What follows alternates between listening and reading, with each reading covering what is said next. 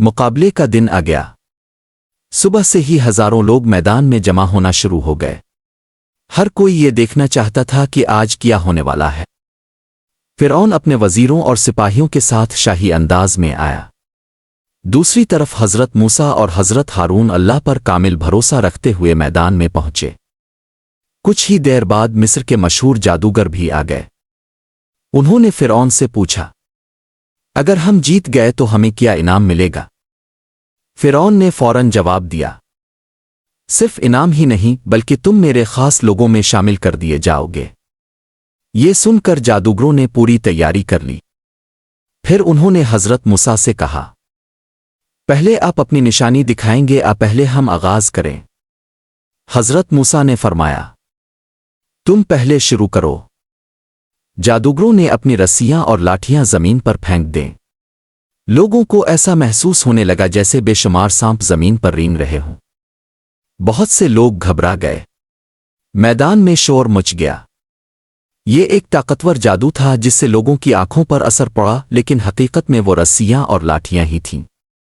اسی وقت اللہ نے حضرت موسیٰ کو حکم دیا، اپنا عصا زمین پر ڈال دو۔ حضرت موسیٰ نے اللہ کے حکم سے اپنا عصا زمین پر ڈالا۔ فوراً وہ ایک بہت بڑا سانپ بن گیا اور جادوگروں کی تمام رسیاں اور لاٹھیاں نگل گیا۔ چند لمحوں میں میدان بالکل صاف ہو گیا۔ اب کسی کو شک نہ رہا کہ یہ جادو نہیں بلکہ اللہ کا معجزہ ہے۔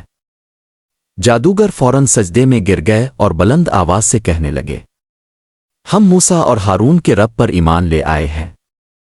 یہ منظر دیکھ کر پورا میدان حیران رہ گیا۔ فرعون کا چہرہ غصے سے سرخ ہو گیا۔ اسے اندازہ ہو گیا تھا کہ اب لوگ حضرت موسیٰ کی سچائی کو پہچاننے لگے ہیں۔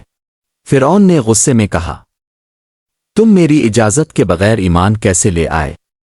ضرور موسیٰ تمہارا استاد ہے اور تم سب نے پہلے سے مل کر یہ منصوبہ بنایا تھا۔ جادوگروں نے نہایت اطمینان سے جواب دیا، ایسا ہرگز نہیں، ہم نے اپنی آنکھوں سے سچائی دیکھی ہے۔ جو کچھ موسیٰ نے دکھایا وہ جادو نہیں بلکہ اللہ کی نشانی ہے۔ یہ جواب سن کر فرعون اور بھی بھڑک اٹھا۔ اس نے دھمکی دیتے ہوئے کہا، میں تمہارے ہاتھ اور پاؤں مخالف سمت سے کٹوا دوں گا اور تم سب کو کھجور کے تنوں پر سولی دے دوں گا تاکہ سب کو معلوم ہو جائے کہ میری مخالفت کا انجام کیا ہوتا ہے۔ مگر حیرت کی بات یہ تھی کہ چند لمحے پہلے تک انعام کے خواہش مند جادوگر اب کسی دھمکی سے نہیں ڈر رہے تھے۔ انہوں نے بڑے حوصلے سے کہا، تم جو فیصلہ کرنا چاہتے ہو کر لو، تم صرف اس دنیا میں سزا دے سکتے ہو۔ ہم اپنے رب پر ایمان لا چکے ہیں اور اب اس سے پیچھے نہیں ہٹیں گے۔ یہ الفاظ سن کر میدان میں موجود لوگ خاموش ہو گئے۔ سب نے دیکھا کہ ایمان انسان کے دل میں ایسی طاقت پیدا کر دیتا ہے کہ وہ دنیا کی سب سے بڑی طاقت کے سامنے بھی جھکنے سے انکار کر دیتا ہے۔ فرعون نے اپنی شکست چھپانے کے لیے ظلم کا راستہ اختیار کیا لیکن سچائی کو نہیں روک سکا۔ حضرت موسیٰ اور حضرت ہارون اپنی دعوت کا کام جاری رکھتے رہے جبکہ فرعون کا غرور پہلے سے بھی زیادہ بڑھ گیا۔ اسی غرور کی وجہ سے جلد ہی اللہ تعالیٰ نے مصر پر ایسی نشانیاں بھیجیں جنہوں نے پورے ملک کو ہلا کر رکھ دیا۔ سب سے پہلے مصر میں شدید قحط اور فصلوں کی کمی پیدا ہوئی۔ کھیت سوکھنے لگے، باغات اجڑنے لگے اور لوگوں کی روزی متاثر ہونے لگی۔ لوگ پریشان ہو کر فرعون کے پاس پہنچے لیکن اس نے اپنی غلطی ماننے کے بجائے حضرت موسیٰ کو ہی ذمہ دار ٹھہرایا۔ اس کے بعد ٹڈی دل نے کھیتوں پر حملہ کر دیا۔ چند ہی دنوں میں سبز فصلیں تباہ ہو گئیں۔ کسان بے بس ہو کر دیکھتے رہ گئے۔ پھر جوئیں اور دوسرے نقصان پہنچانے والے کیڑے پھیل گئے۔ لوگوں کی زندگی مشکل ہو گئی۔ نہ سکون سے کھا سکتے تھے اور نہ آرام کر سکتے تھے۔ اس کے بعد پورے ملک میں مینڈک ہی مینڈک نظر آنے لگے۔ گھروں میں، بازاروں میں، برتنوں میں، یہاں تک کہ بستر بھی ان سے بھر گئے۔ لوگ سخت پریشان ہو گئے۔ پھر ایک اور بڑی نشانی ظاہر ہوئی۔ پانی کے بہت سے ذخیرے خون کی طرح سرخ ہو گئے۔ پینے کا صاف پانی ملنا مشکل ہو گیا۔ اب مصری لوگ گھبرا گئے۔ وہ بار بار حضرت موسیٰ کے پاس آتے اور کہتے، اپنے رب سے دعا کریں کہ یہ عذاب ختم ہو جائے۔ ہم وعدہ کرتے ہیں کہ اس کے بعد اب کی بات مان لیں گے اور بنی اسرائیل کو جانے دیں گے۔ حضرت موسیٰ اللہ سے دعا کرتے اور اللہ اپنی رحمت سے وہ مصیبت دور کر دیتا۔ لیکن جیسے ہی حالات معمول پر آتے فرعون اپنا وعدہ توڑ دیتا۔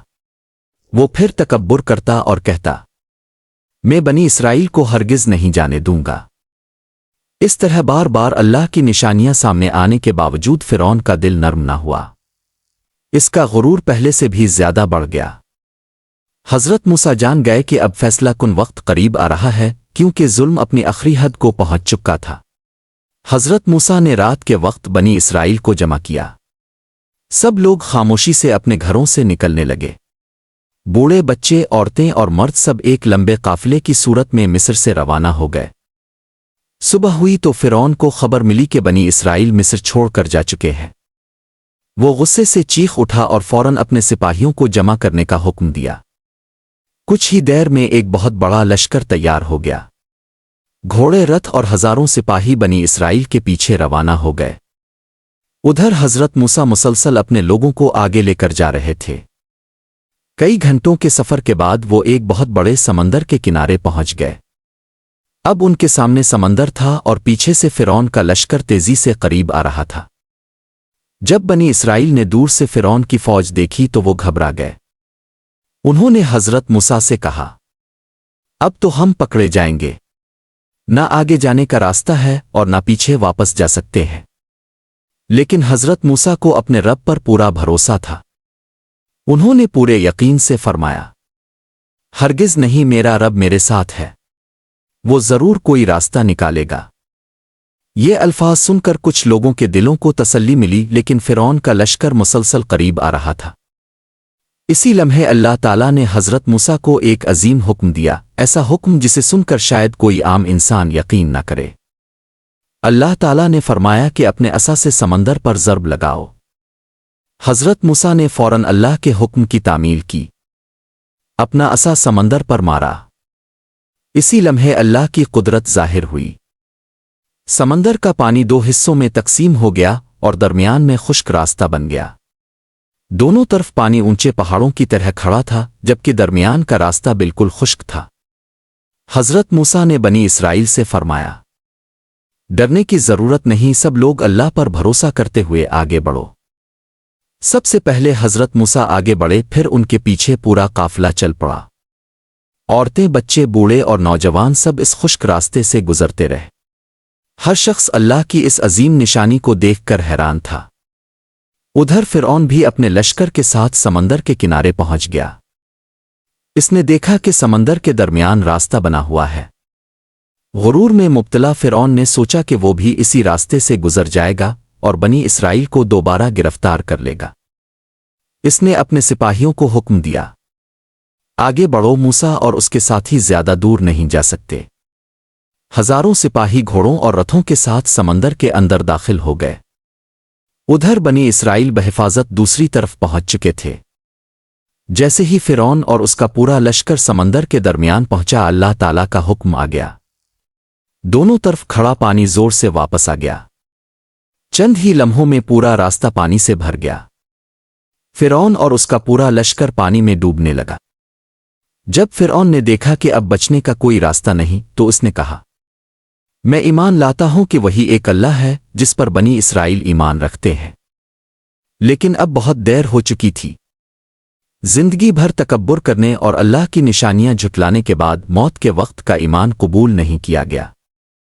اسی سمندر میں فرعون اور اس کا پورا لشکر غرق ہو گیا، جبکہ اللہ نے حضرت موسیٰ اور بنی اسرائیل کو سلامتی کے ساتھ نجات عطا فرمائی۔ لوگ اللہ کا شکر ادا کرنے لگے کہ اس نے انہیں فرعون کے ظلم سے ہمیشہ کے لیے نجات دے دی۔ اللہ تعالیٰ نے فرعون کے بارے میں ایک خاص فیصلہ فرمایا۔ اس کی لاش کو محفوظ رکھا گیا تاکہ آنے والی نسلیں دیکھیں کہ جو شخص خود کو سب سے بڑا سمجھتا تھا وہ بھی اللہ کے فیصلے سے نہیں بچ سکا۔ یہ واقعہ صرف بنی اسرائیل کے لیے نہیں بلکہ پوری انسانیت کے لیے ایک سبق بن گیا کہ تکبر، ظلم اور حق سے انکار کا انجام ہمیشہ برا ہوتا ہے، جبکہ اللہ پر بھروسہ کرنے والوں کی وہ ضرور مدد کرتا ہے، چاہے حالات کتنے ہی مشکل کیوں نہ ہوں۔